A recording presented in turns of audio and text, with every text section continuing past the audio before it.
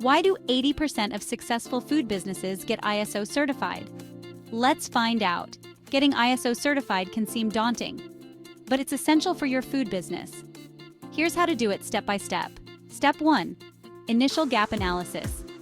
Assess your current processes to identify areas that don't meet ISO requirements. Next, plan and implement changes. Set clear goals and update procedures to meet the standards. Then, conduct internal audits. Regularly check that your new systems are working effectively. Hire a certification body.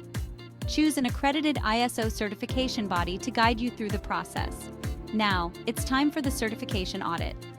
Prepare well, as this official audit is crucial for your certification. Finally, maintain certification.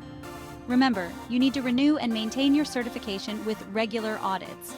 Got challenges in the certification process? Drop your questions in the comments and subscribe for more tips on simplifying ISO compliance. You've got this!